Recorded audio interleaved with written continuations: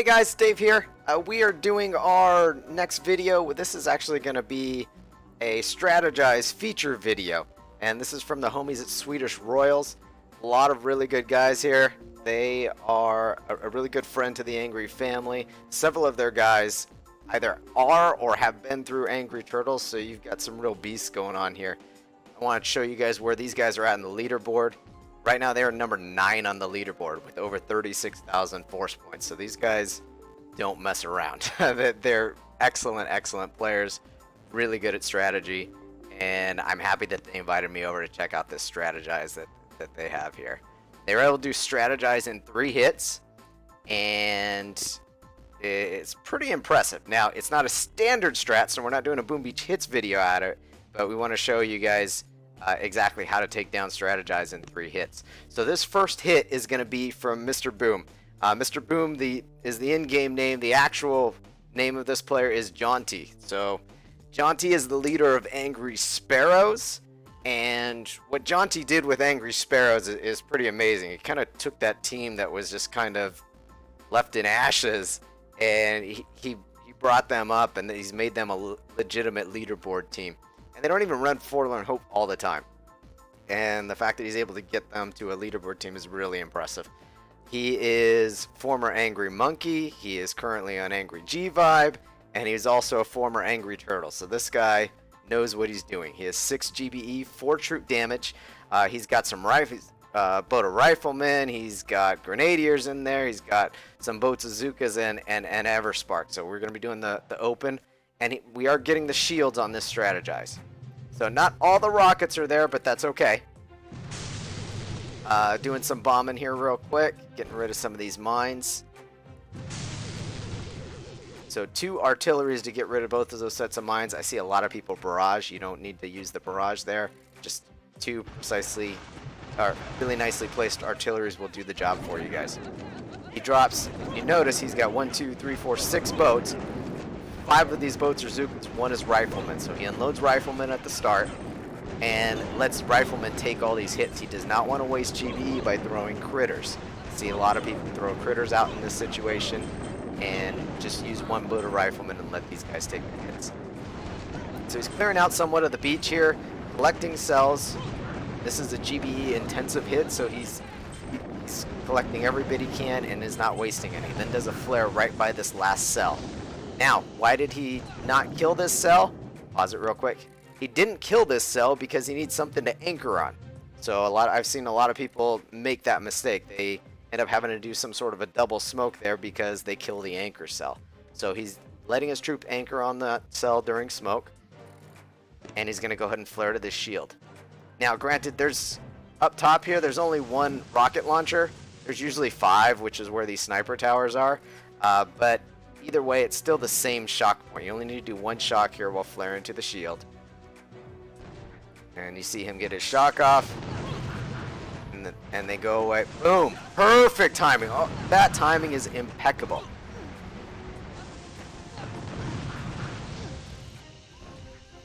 Whew. And then he flares over. Doesn't need to kill that shield. You just need to get 2 shots off, and it's really important to re-smoke on time. See his flare point all the way up top? At the top corner, 12 of that machine gun. Now, unfortunately for him, he actually, troops are supposed to go in a nice straight line where the majority of the troops are, but he's got a few stragglers going left. Thinking that flare may have been just a cell to the left of where it should be, or the troops settled. But either way, it's not going to hurt him on this hit. He gets critters, double smokes the ending there, and gets critters there. Before he does his business here, I want to tell you guys something. You notice he has not taken a hero.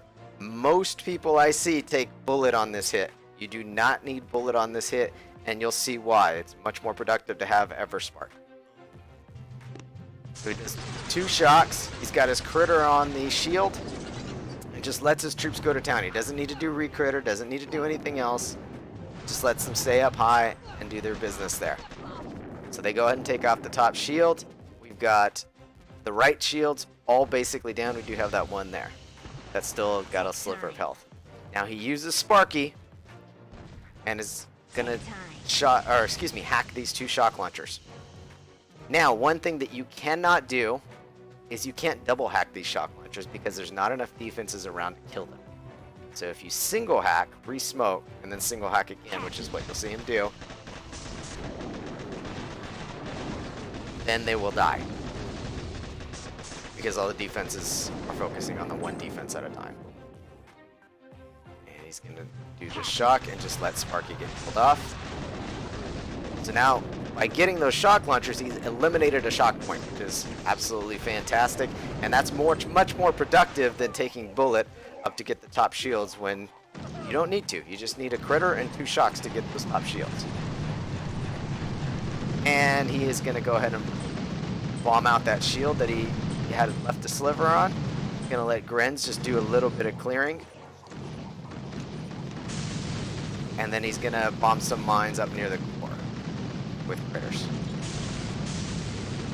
And this was a really productive first hit. Excellent job, Jaunty. And the next hit here is going to be the homie Q. Q is an excellent player. He is, what is he, 4-6 on this account? So he's got mega damage on this account. He's got some Zookas, he's got some Grenadiers, and he's got Everspark. So we're going to watch what he does. Now, one caveat to this hit is this is during a Gren tribe. So he's going to use some Grenadiers, and they're going to do a little bit more damage than normal. Only needs 3 boats on the beach, and he's going to go try and get that top shield. Now, where's his next flare?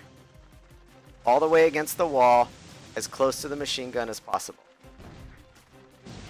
And the reason why he does it is that keeps him nice and straight. And it keeps them, now why does he flare so high in that space up there? The reason why is it keeps them nice and low, or nice and, it won't sink as much. Look at this gangster smoking, holy moly. Has a gap in smoke, but it's not enough of a gap to even lose delay on a flamethrower right next to troops. So that's just some really nice smoking. The last 2 smokes are together with the lower smoke first, and that way he can drop a critter there. That way these lower rockets are going to target that critter. Now you'll watch him. He's only going to do 3 smokes, or 3 shocks, excuse me. 1 on the middle machine guns on the right, and then 2 on the sets of 4 machine guns up top and below his troops. And he just lets them clear that shield. So shield is down with only 3 boats of Zookas. Now he's going to load 5 boats of Grenadiers, and this is during a Gren tribe. And he's just going to let them just clear the world here. He's got 2.5 minutes left in this hit. I 4-speeded this because he's just going to go to town. He deploys Sparky at the end here. Now he's letting Sparky critter drop clear those mines, which is excellent. And he's got a cryo bomb there as well. Now he's going to town on these shields. Now what you're going to see him do is he's not going to kill the shields all the way. With about 40 seconds left in the hit, he's going to move over and try and kill these cannons. And if you notice at the very end here, he's bombing out this machine gun and this flamethrower. The reason why he's doing that is that'll save a shock point on the rush by killing those off. And he's mostly cleared these defenses down low. Now he didn't need to clear those shields because the next guy will have an unabated hit on those shields. That's why he didn't need to spend that extra time. It was more important to clear the beach. That way the next guy didn't have to worry about the beach cannons. Last hitter here is Chief. He is 6 GB, 4 troop damage. I'm told he is an excellent player. He's formerly of Angry Phoenix, I believe. And we're going to watch him do this rush here. He's going to finish bombing out that machine gun and flamethrower. And he's going to deploy a couple of boats Zookas on the left-hand side. Now, these 2 rockets are non-standard rockets, so they are actually in range here. So he is going to give them a shot to be nice and safe and keep his troops alive. Going to flare over and group all of his troops together. And then does an intermittent flare and deploys Brick. This next flare is really close to the flamethrower, which I don't mind. Most people do it in the middle, but the reason why he's doing it so close to this flamethrower is he doesn't want the troops to spread that much. If you flare a little bit back more towards the middle of this empty space, they will spread like crazy. So now he's got 1, He's got a cryo bomb too, just 3 shocks. And he nails his hit. So, really nice job from the homies at Swedish Royals. They just took down Strategize in 3, put on a clinic doing it.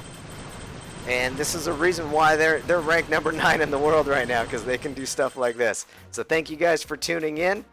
Please like the video. Please subscribe to the channel. Angry Dave, and take care, guys.